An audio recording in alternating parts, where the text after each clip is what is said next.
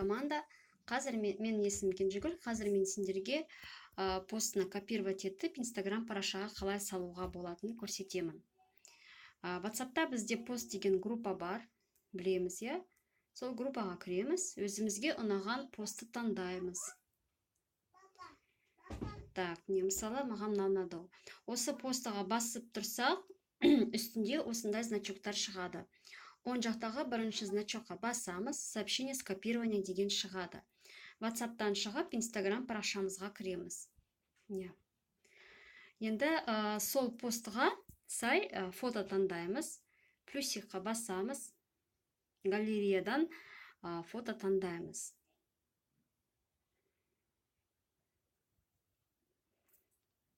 Так.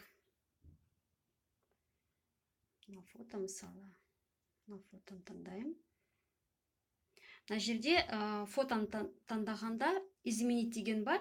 Осы жерде мысалы яркость, тағы да басқа функциялар бар, контраст, фотоны өзгертуге болады. Насыщенность. Не көрдіңіз бе? Так, готово деп басасыз. Далее деп басасыз да. Введите подпись деген жерге басып тұрғанда вставить деген шығады. Сол вставитті басасыз. Да, и постыңызды өзгертуге болады. Және де міндетті түрде номеріңізді өзіңіз номеріңізға өзгертесіз. Қазір мен мына жерге кішкене өзгертейін, астына түсіріп. Осылай столбикпен болу үшін нүкте қойып астына түсіремін.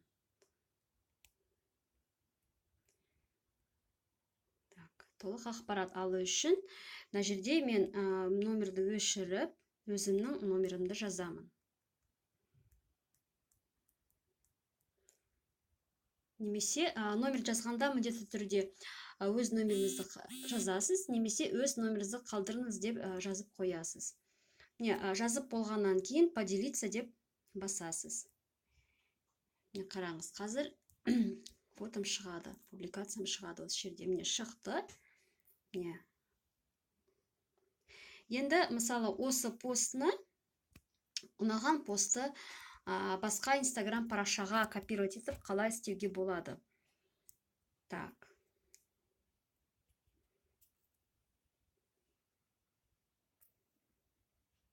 Мысалы, так, мынау фотоны салайын. Енді осы постны басқа парақшаға салайын. Немесе өзіңізге ұнаған, мысалы, мынау парақшадан да алуға болады постты. Қалай аламыз? Фотоға кіреміз, мына жерде 3 нүкте бар оң жағында.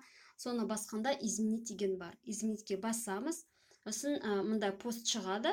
Осы жерде сол постны өзгертуге болады. Өзгерткіңіз келсе, немесе енді осы постыға басып тұрып, осындай шығады. Вставить, выбрать все деп істейміз да. Міне, постыңыз былай көк болып жанады. Сосын копировать дейсіз да. Бұны жабасыз, үстіңгі жағында галочка тұр. Так, мұны жабасыз, былай. Жауып. И келесі парақшаға көшеміз. Так, мысалы, мынау парақшаға саламын.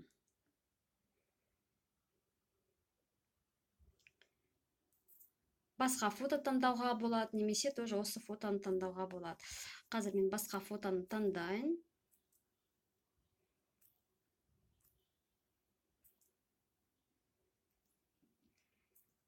Так.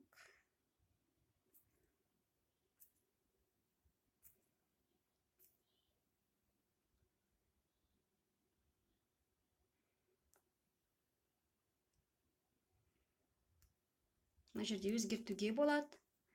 Черно-белый, басқа түсті. Фотоны өзгерте аласыз.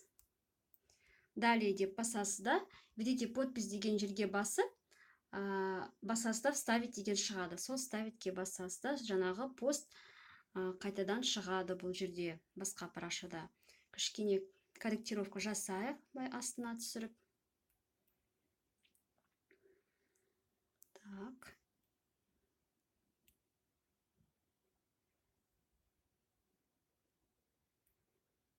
түсірейік байстолбикпен.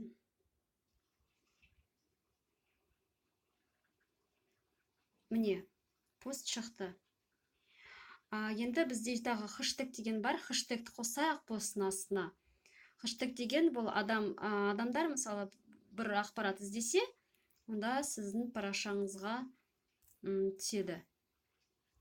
Тағы да үш нүктеге басамыз. Изменить деген бар. Енді ең астына түсейік. Так. Хэштег деген бұл решетка арқылы жазылатындар. Қазір 5 хэштег жазайын. Мысалы, мен фотомда мен баламен тұрмын, я? Так. Дети деп жазайын. Не шықты? Осыны басам. Так. Доча. Так. Семья.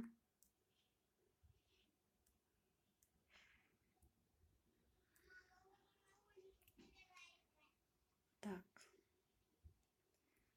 Работаю дома.